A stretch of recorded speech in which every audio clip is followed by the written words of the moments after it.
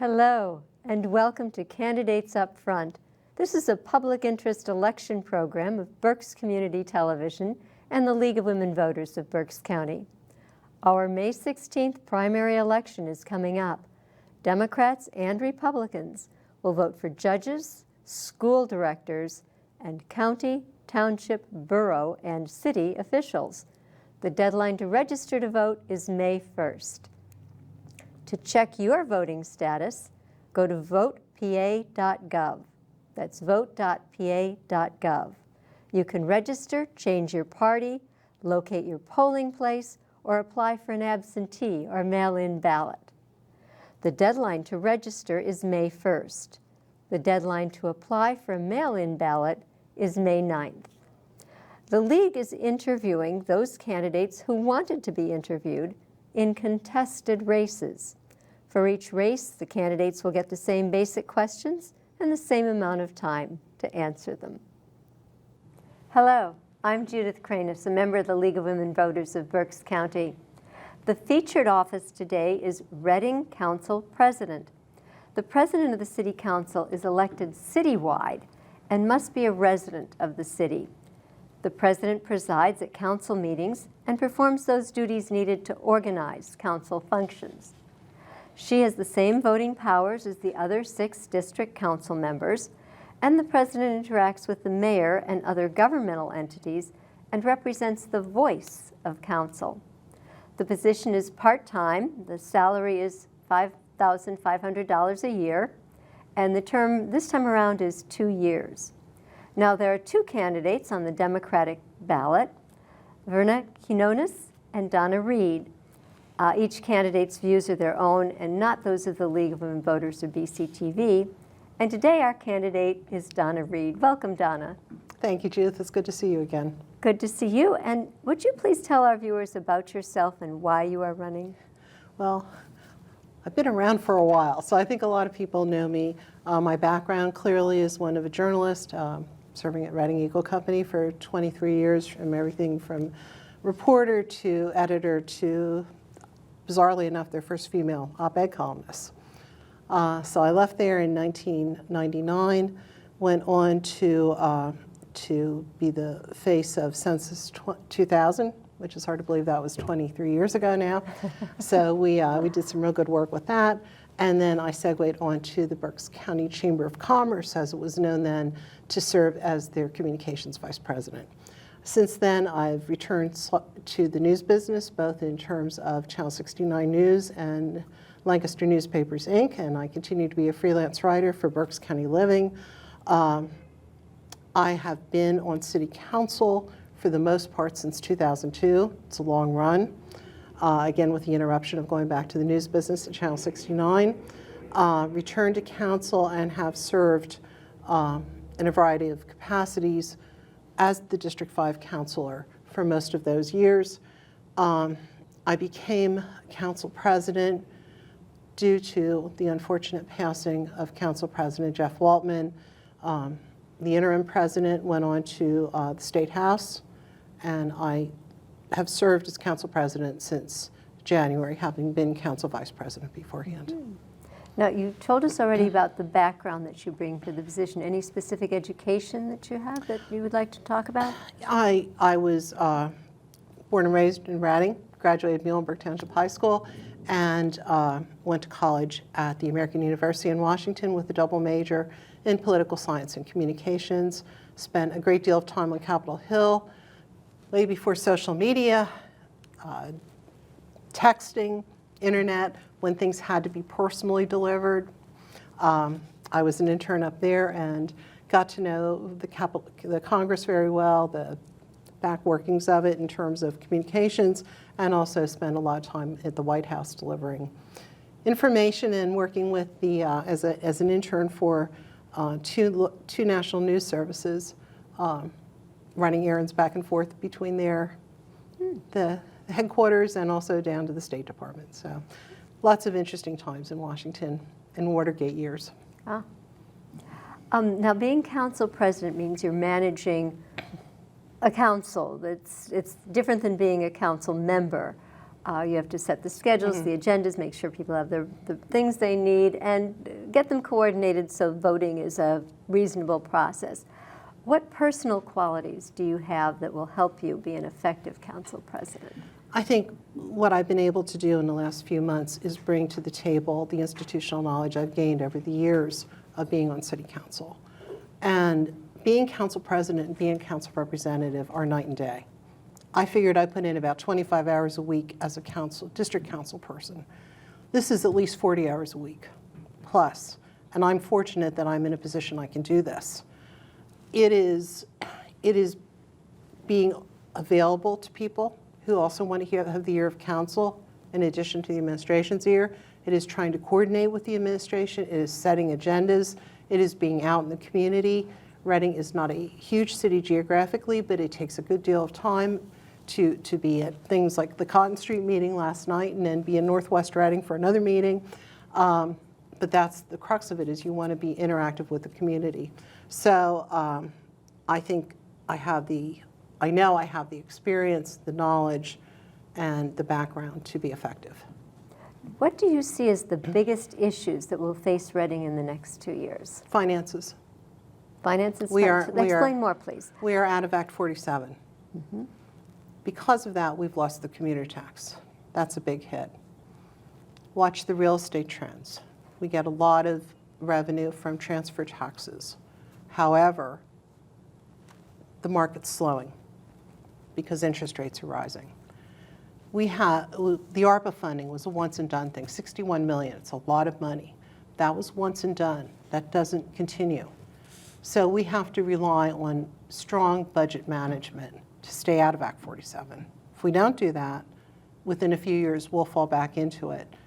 And my concern is losing the institutional knowledge on council. It's not just sitting around a table and talking. I know somebody has mentioned that. That's not what it is. You have to understand finances. You have to understand the needs, from capital needs to community needs, the costs that are incurred with pension and payroll.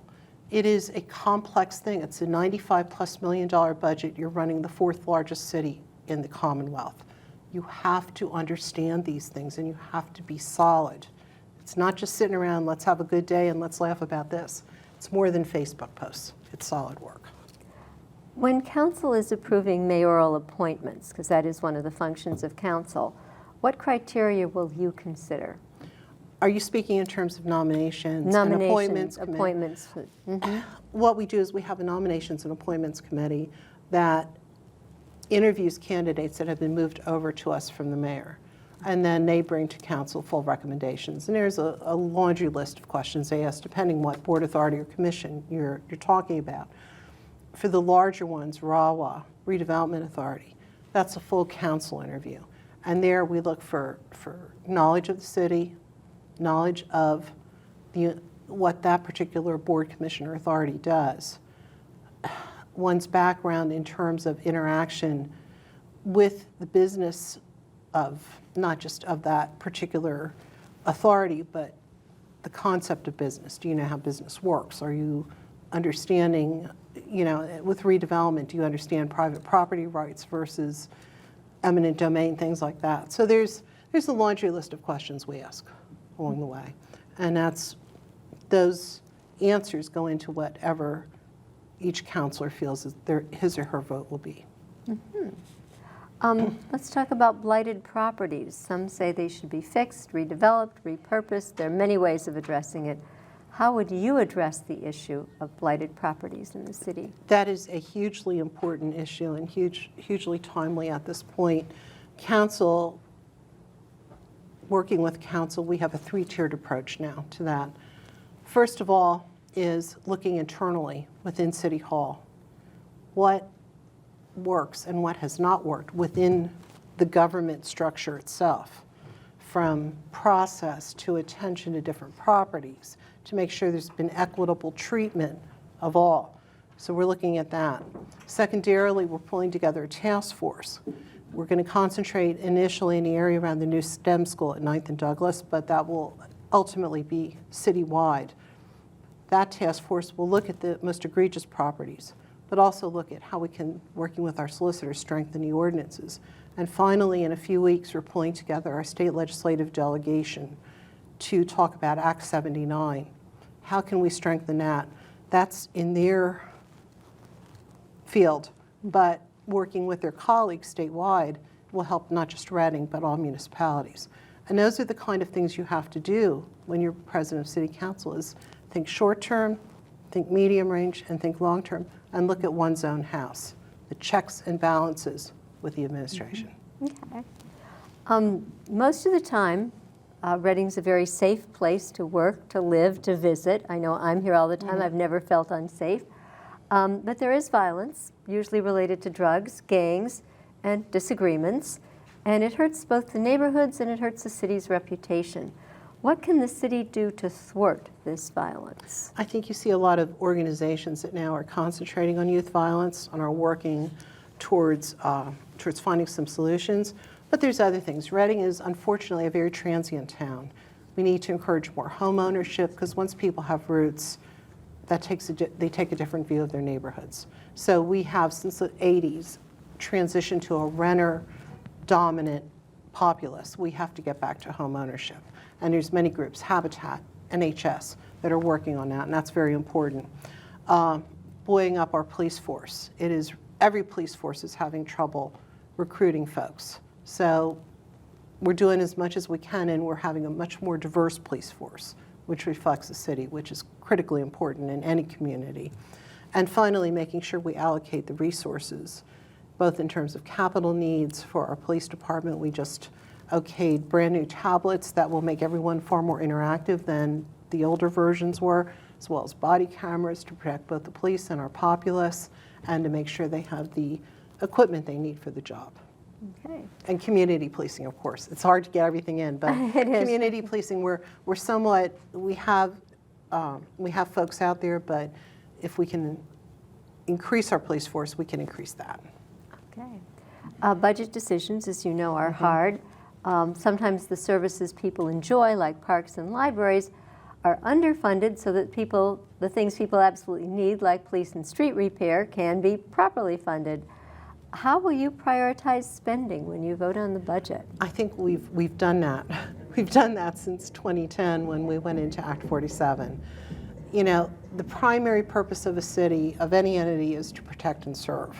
So our services of fire, police, EMS, those are the critical services we offer, as well as then public works, street maintenance, things like that. Those are the things that have to have priority, and within those, parks, keeping those up to date, keeping our buildings up to date. We haven't done a great job with that. Act 47 really precluded us from doing a lot of extra spending and concentrating on the core needs. And as a result, we see deferred maintenance on buildings right next door to where we are sitting here. There's nothing simple when you're considering a budget. From the administration pulling it together, presenting it to all of us, discussing it, going line by line. Is it a long, difficult, tenuous, and occasionally process that people get a little cranky about? That's all right, because collaboratively working with different administrations, we've been able to exit Act 47. The key is to continue that and to go forward, but you have to prioritize the needs at hand. Mm-hmm. And how will you encourage public participation in the issues that are being discussed by the city? Our doors are always open. Our video screens were always open during the pandemic. Public comment has always been a huge part of any city council meeting. It should be a huge part of any municipal meeting. We have rules about it. You come in, you sign up, you can email your comments in, you can come in via Zoom. The important thing is be respectful, be thoughtful, but participate.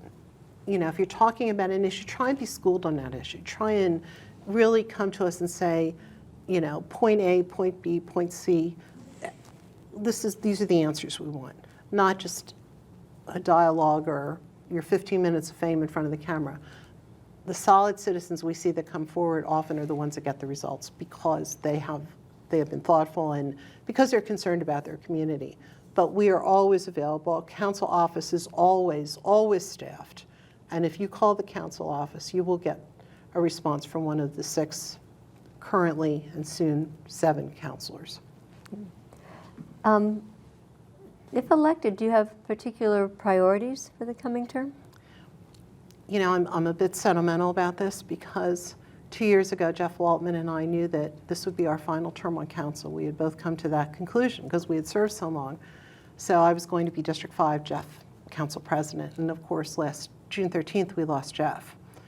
So for me, this is a continuance of Jeff's term and Jeff's leadership in terms of interacting with the community, being very solid and being very concerned about our budget process, being open and fair to our fellow councilors, and to be the institutional knowledge that takes, it's just me now, coming out of this first quarter of the 21st century and helping those going into the next quarter of the 21st century, sharing what we learned and the issues we went through, and hoping it sets the groundwork for those who will be going forward. New generation. New generation.